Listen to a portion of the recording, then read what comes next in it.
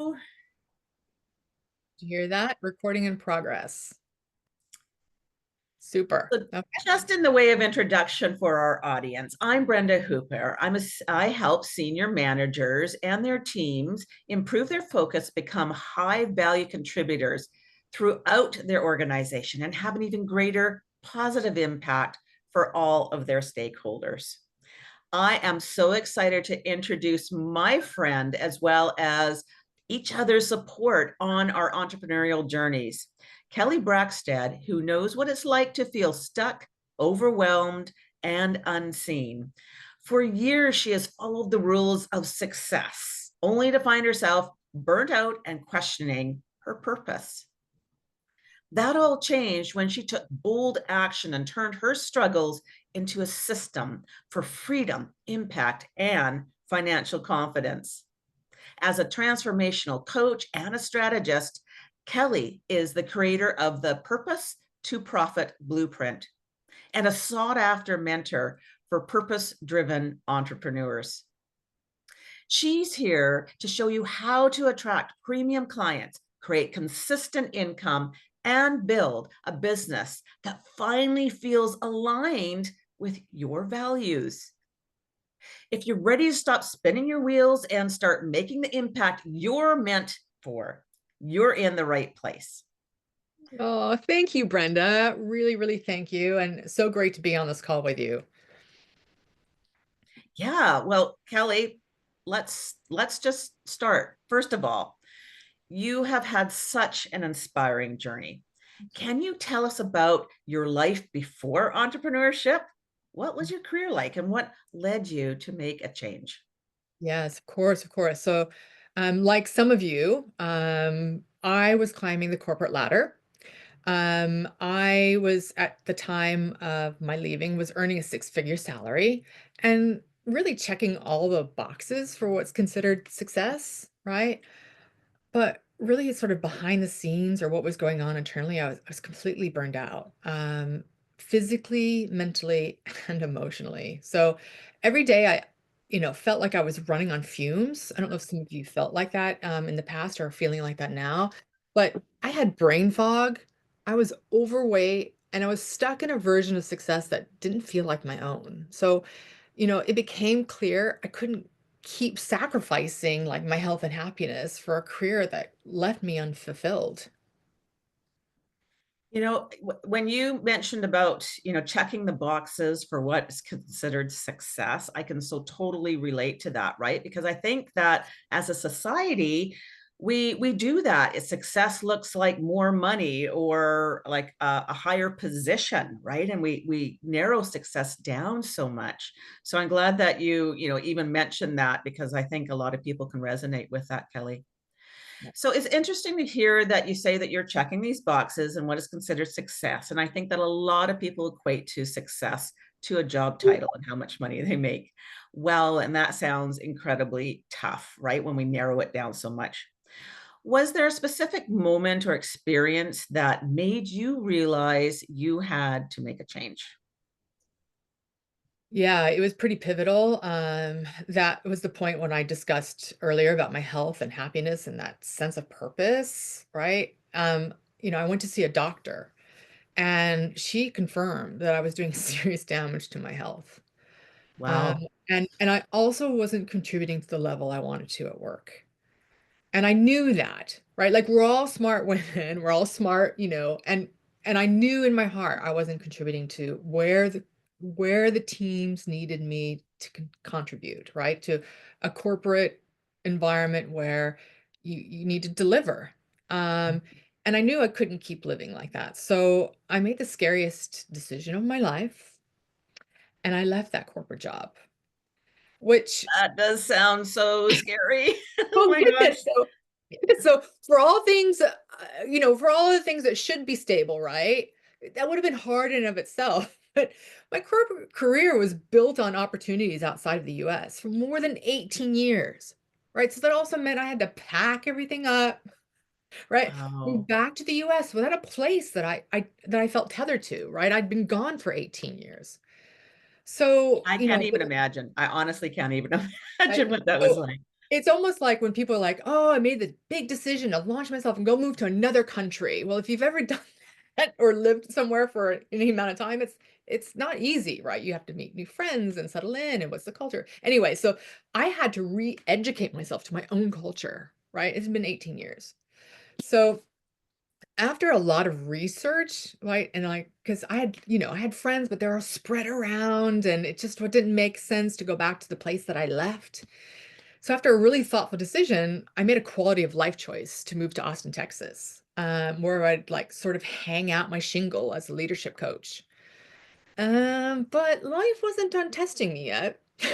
So as I was settling into Austin, which I loved, by the way, thank you, COVID. Yeah. Right? A lot of us can understand this, right? COVID has changed everybody's lives. I ended up moving to a small town in Indiana to take care of my dad and stepmom, both being high risk. And for my stepmom who had MS, supporting her actually during her health decline and eventually passing in 2022. Oh my gosh, I'm so sorry. And so when Yeah, you're thinking, like I'm listening to you and thinking, oh my gosh, so you've already been told by your doctor that your health has been impacted with the yeah, stress and everything. And then you're now going to help your father and stepmothers who health like I can't I'm yeah. I'm speechless, really. Well, the thing is when we get to a certain point in our life, as you know, Brenda, right? Like our parents are getting older, right? Our children are in a different phase in their life. And we end up sometimes with our parents, even if it is at a distance or even if you end up having to take care of them more closely, right? Is that caregiver role. And, to be an entrepreneur in caregiving, it is much like I'm sure being a mother. Like I'm also speaking, I'm not a mother myself. Unfortunately, I didn't have the opportunity, although I wanted it. I am also speaking to those mothers out there who are trying to take care of their children, their family, and also trying to run a business. So that is the hard part. And so I can kind of sympathize, if not empathize for that for sure. Well, and running a business, and as you say, then also having to take care of their parents, Yeah, or older siblings and whatever. So it's like a multi-layered sandwich there. yeah, exactly. So then the fun continued, right? I drained my savings after breaking a leg, like a serious break that put me on the sidelines for 6 months, and also taking a job with a client that felt me left me feeling even more lost, right? Mm. So it's like one thing after another, and it kept piling on, is the phrase that you used. And I started questioning if this dream of entrepreneurship was even worth it. Yeah, I mean, entrepreneurship certainly has its, ups and downs and sideways. You just A lot of don't know. sidewayses. A lot of sidewayses. A lot of sideways. So that must have been so incredibly overwhelming. So during this time, what did you do to try and move forward? Honestly, Brenda, as you know, I tried everything. And I'm sure, Brenda, there's a few things you didn't know I did try. Because, I, on one hand, was trying to build my, what I call coaching business, because coaching is my love, right? I really am a heart-centered person. I want to help others. So I can do that through coaching. However, right, I was understanding that as an entrepreneur and running my own business, right? I was having to wear multiple hats and learn new things. And in corporate, you don't learn how to, and you should, right? Now I know you should learn how to sell yourself. You should learn how to market yourself. But sales and marketing was like a new concept for me. So I was out there also not only trying to learn how to be a business person, but I was also trying to follow the advice of every guru out there. And I say guru, they don't call themselves guru, but there are a lot of people out there who say, oh, you need to do this, or here's my freebie, um, even the people who are like, create this low ticket offer, this freebie to get people to know, like, and trust you. And I kept doing this and like trying and having mid-ticket programs and coaching packages and spending hours on LinkedIn building that, again, that know, like, and trust. And what did I make? A big fat zero. Right. Uh, Then I was spending thousands on other people's programs, right? And which were focused around the tactics of building a business. And maybe this sounds familiar to a lot of other people as well.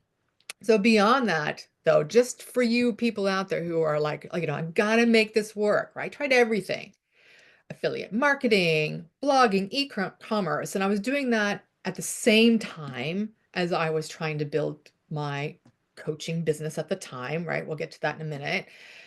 And I was just on a call the other day with a client, and I was joking, and they were like, "Oh," because we all have this sort of shiny penny, like squirrel, squirrel, like what can we do? And we're really excited as entrepreneurs. Oh, yeah, I can relate.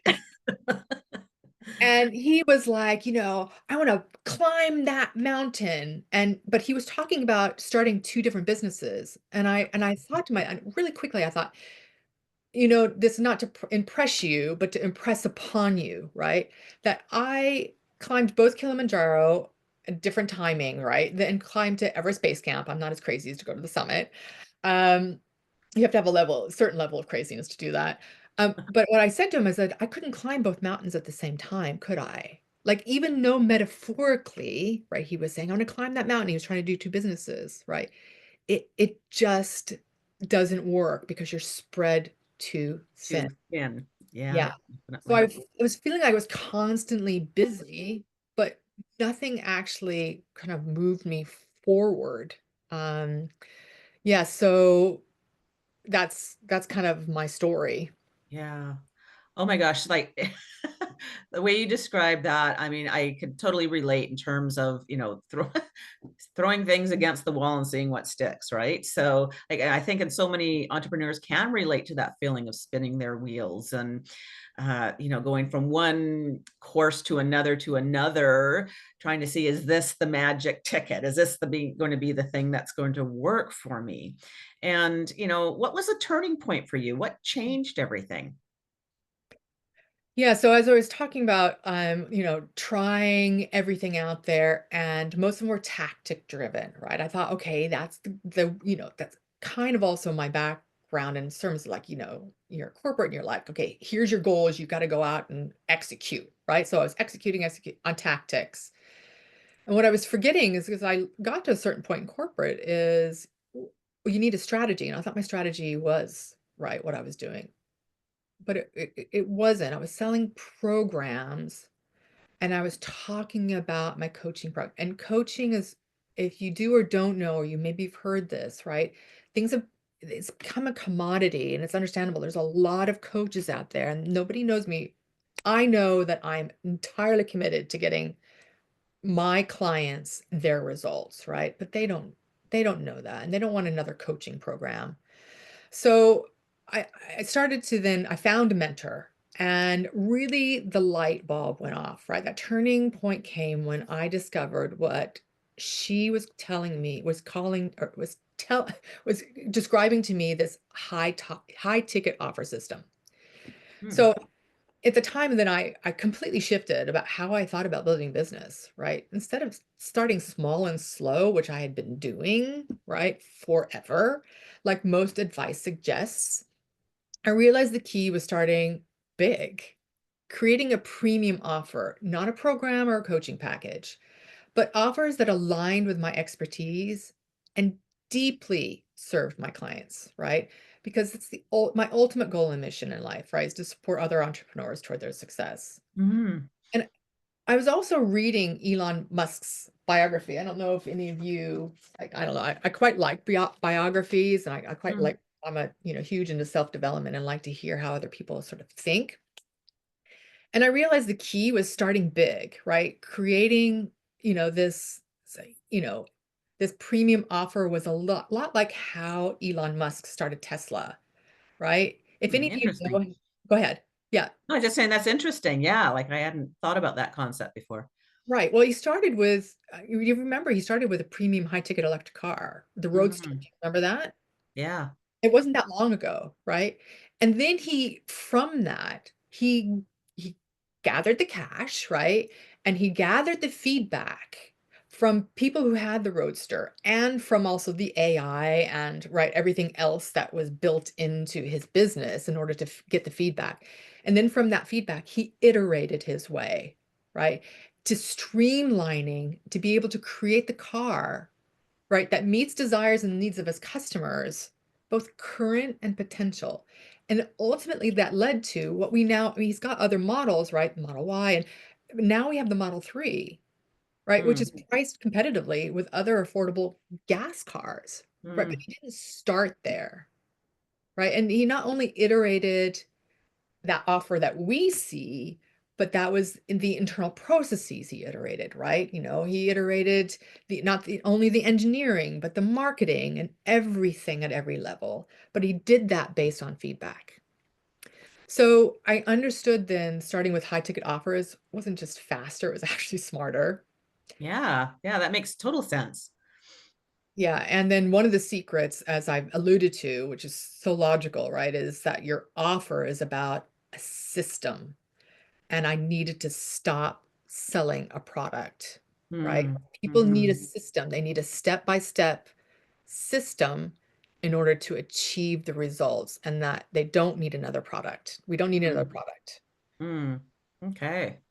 Well, that's really interesting. I love the way that you've used Elon Musk as the example. I think a lot of people can relate to that and recognize, okay, like he started big at the beginning and then started fine tuning everything, based on the input. That's great. Great idea. Thank you. Hmm.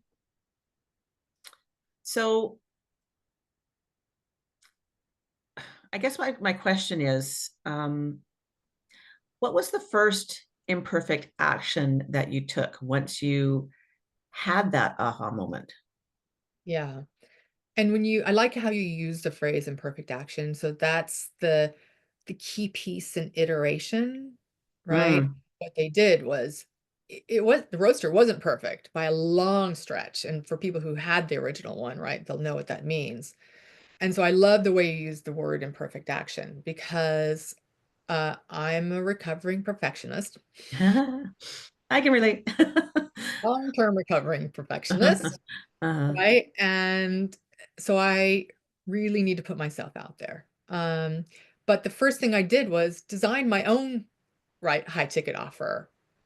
And it is beyond perfect, right? I am taking the same playbook as Elon Musk, right? I'm still refining my messaging. I'm still figuring out the details, but I know I have to start somewhere, right? And I implemented a strategy to attract premium clients who truly value what I have to offer, right? I want Mhm. them to be as committed to me as I am to them because I know that then they're going to take action, that imperfect action to move forward, right? Taking that leap and showing up, for them and for me, even when we don't have it all figured out, right? It makes all the difference. And Mhm. I call it failing forward, but it's not my own. Um, I didn't create the name itself. It was coined by John C. Maxwell. And the concept is this iteration and testing, right? Gathering information in order to refine what you have. And in my case, that is gathering information from my clients, right? Really listening to where they are and what's stopping them and where they need to move forward to refine, and that's how I use that information to refine my offer based on their needs, not what I think they need or what my own you know um uh superpower is, or right, I know all those things. I want to be able to use that as a vehicle, but I really want to be able to make a difference based on their needs, so I'm meeting them where they are. So while I'm still testing my system, I'm matching those needs and based on where they are and, really tweaking them to get to the next level.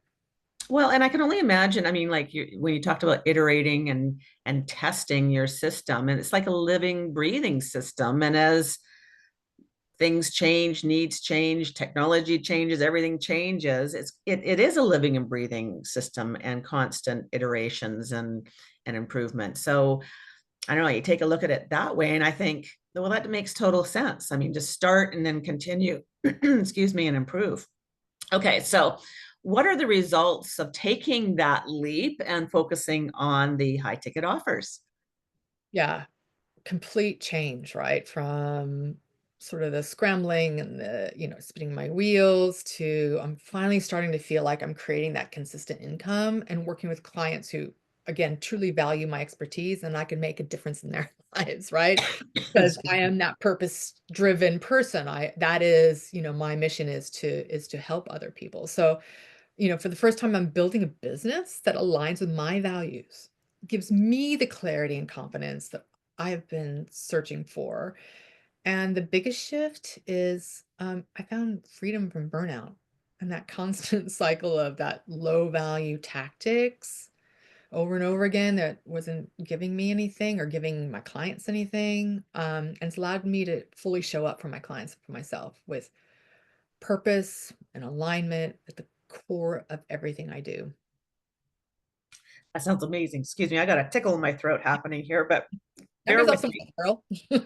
Let me have a drink of coffee here just a Yes. second. Yeah. Oh, yeah. Coffee, even better. Yes. Okay. So that all sounds absolutely incredible, Kelley. So now that you've turned the system into something others can use, can you share a bit about the purpose to profit blueprint that you created? Absolutely. And so here's where iteration comes in. So when we discussed that we would have this chat, which I really appreciate, um, is now I've iterated, and now it's called the Purpose to Profit Offer Challenge. Oh, okay. The Here offer we are challenge. talking about, right? Iterating. Yes. There you go. So I've changed the name based on feedback. And this is again an example of iteration of moving forward. And this title might change again tomorrow. Probably Yeah. not tomorrow because I need to test it a little bit more. But do you understand my point? Is this is continue to iterate until it really lands with people that people understand what it means, right? Anyway, back to the purpose to profit offer challenge. It's really a step-by-step system, right, that helps entrepreneurs create their own transformational high ticket offers, attract premium clients, and build consistent income without the burnout. It's really designed to help people avoid the years of trial and error that I went through to start Hmm. building a business, a sustainable business, a purpose-driven business from the start. Or maybe not from the start. Maybe you, like me, have been on a journey and, right, you need to restart. Yeah. Yeah. So, so for those listening who might feel stuck, overwhelmed, or scared to take action, what's one piece of advice that you would give them? Yeah, I'd tell them this. You don't have to have everything figured out to start, right? I was one of those. Like, if I could show you how many times I've gone to the drawing board and created programs, right? I threw them all out. You don't have to have everything figured out, right? Success doesn't come from doing more. Listen, like I hope you hear me, right? Write this down. Success doesn't come from doing more, although it feels like that at corporate, right? It comes from doing the right things. Again, I'm going to repeat that. Success doesn't come from doing more. It comes from doing the right things. And I'm one of those people. I was doing the wrong things for a very long time. And also simplify your offer, right? Take that first and perfect action and focus on creating something that really truly serves your clients and trust that clarity will come through the process. And if I can do it, so can you. Yeah, yeah, Kelley, your journey and the insights have been incredible. And so, for anyone listening who's ready to take the first step towards creating their own high ticket offer and building a business that they love, where can they start? Well, thank you, Brenda. I know that you've always been super supportive and I appreciate you. And honestly, again, the best way to start is to stop overthinking and just take that first and perfect action. But if you are curious about how to create a high ticket offer and attract those premium clients without the overwhelm, then I'd love to continue to support and encourage you. And you can jump on a free masterclass that I will be delivering next week to give you even more strategies to take your business to the next level. And I'll include the link I'll include the link below. Perfect. That's perfect. I mean, I think everybody should be jumping on this masterclass for sure. So that sounds so amazing. So for everyone listening, again, take that step. You heard it from Kelley herself. Kelley, thank you so much for being here and sharing your story with us. Thank you, Brenda, for having me. And to everyone listening, remember you don't have to have it all figured out. Just start with what you have in where you are, and I can't wait to see what you create. I can't either. I mean, I'm so excited for you and for everybody else who takes your program. Thanks, Kelley. Thank you, Brenda.